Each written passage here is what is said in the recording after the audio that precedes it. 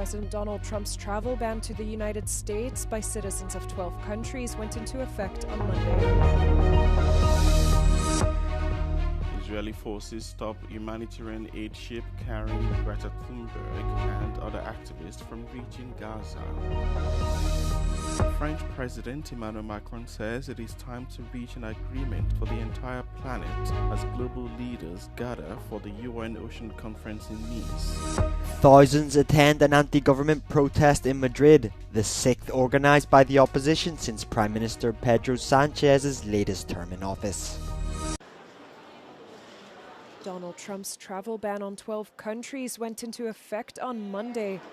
The United States president banned travel to the U.S. by citizens of 12 countries and restricted access for those from 7 others.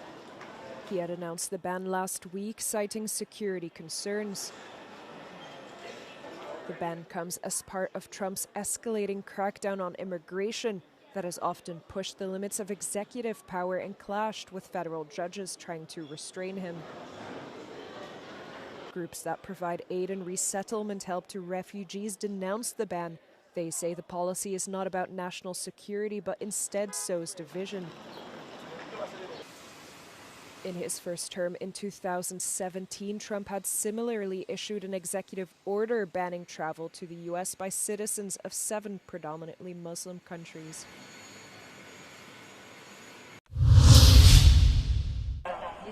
Israeli forces stopped a Gaza-bound aid ship early Monday, briefly detaining the passengers, including Greta Thunberg and other activists. The interception of the Madlin ship came as it entered Palestinian territory, where a long-standing blockade has been tightened by Israel during the war with Hamas.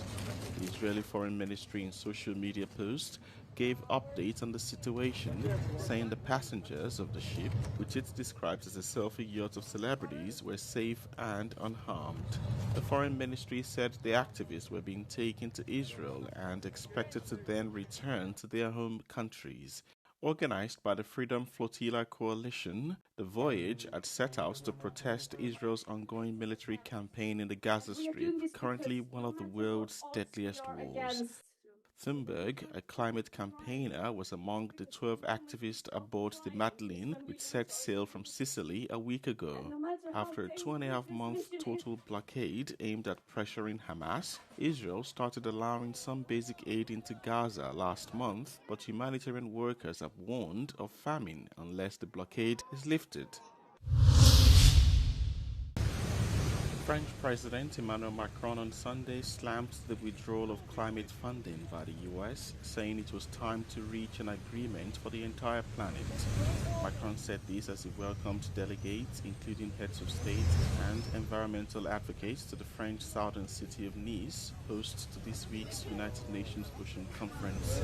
He urged nations to turn decades of promises into real protection for the sea and commit to a moratorium on deep sea exploitation. Merci beaucoup à toutes et tous d'être là. Je salue les chefs d'État et de gouvernement. On va rien lâcher. Je veux qu'on arrive à un accord pour toute la planète.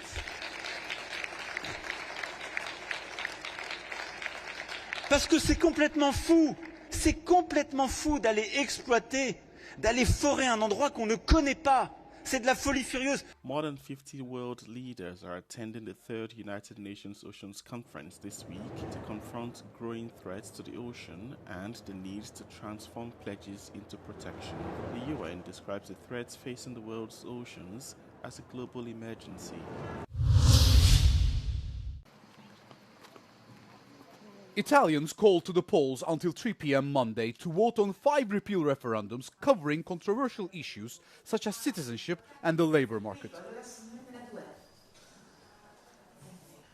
Called for by the opposition, they propose reducing the period after which one can apply for Italian citizenship from 10 to 5 years and amending recent reforms on layoffs and employee protections. At least 50% plus one of eligible voters must vote for the election to be valid. Final turnout will be announced when the polls close. The majority of parties oppose the referendums, with some government officials urging citizens not to go to the polls. Analysts say the vote is a test for Giorgia Meloni's executive.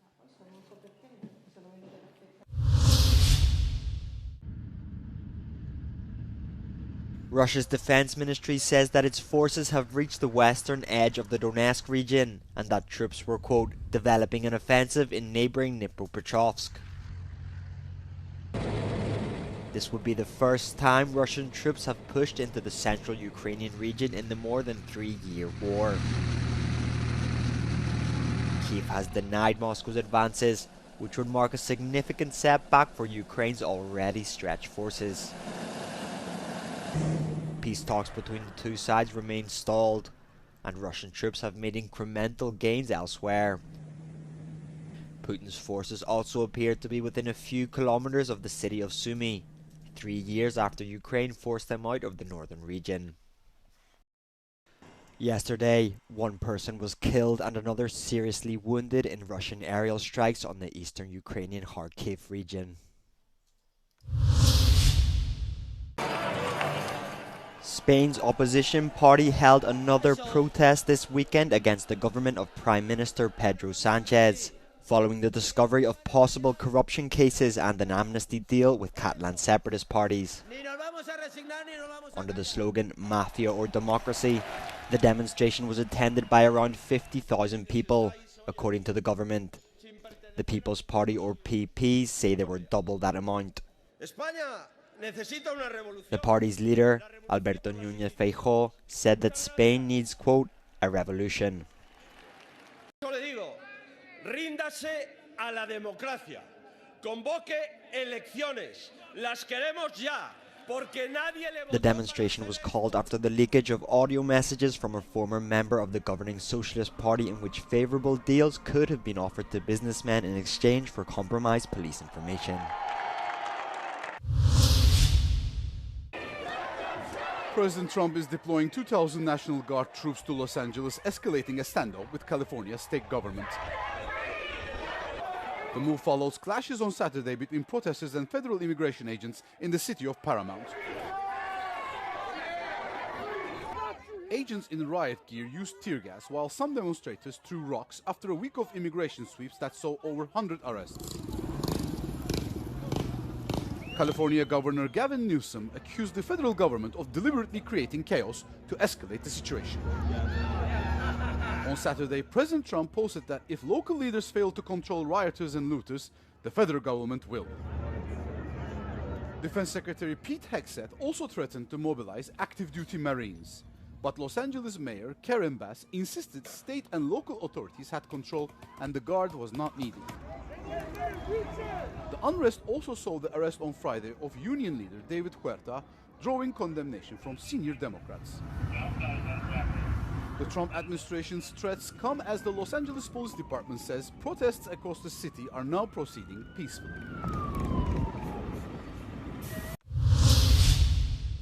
Colombian senator and potential presidential candidate Miguel Uribe Turbay was shot and critically wounded at a campaign rally in Bogota on Saturday. Hospital officials confirmed that the 39-year-old was in critical condition and undergoing emergency surgery. His wife said he's fighting for his life. A 15-year-old boy was arrested at the scene with a firearm in connection with the attack, which wounded 2 others. Colombia's President Gustavo Petro condemned the shooting, cancelled a trip to France, and promised a full investigation. U.S. Secretary of State Marco Rubio called the attack an attempted assassination, while leaders in Chile and Ecuador also condemned the violence. Colombia will hold a presidential election in May 2026, marking the end of Petro's term. Turbay is a conservative politician who comes from a prominent political and public family. His maternal grandfather was president of Colombia from 1978 to 1982, and his journalist mother was killed in 1991 during a particularly violent period in Colombia's history.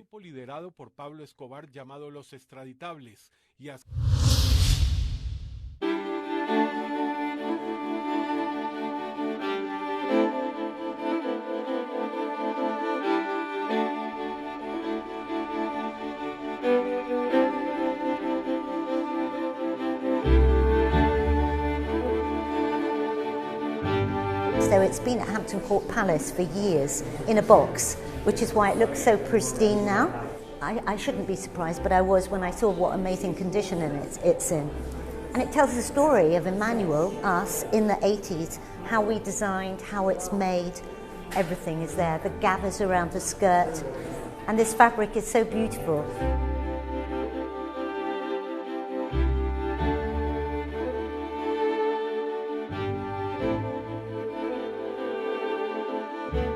Diana, no doubt, was a fashion icon, and I think people connected with her because they could see her journey as well, because she wasn't into fashion in the beginning, as people know. She was a nursery school teacher, and when she came to us, she didn't really have any interest in fashion, and then she met our clothes and everything changed. So I think people resonate with that. They could see through the years her style was changing as she evolved and developed her own style.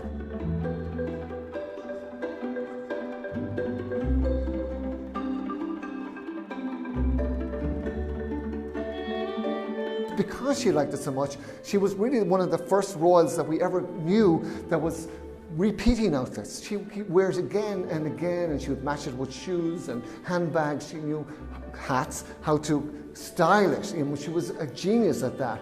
But this is truly special, and probably I could predict that it will probably be the highest selling dress in the auction and maybe set a new world record.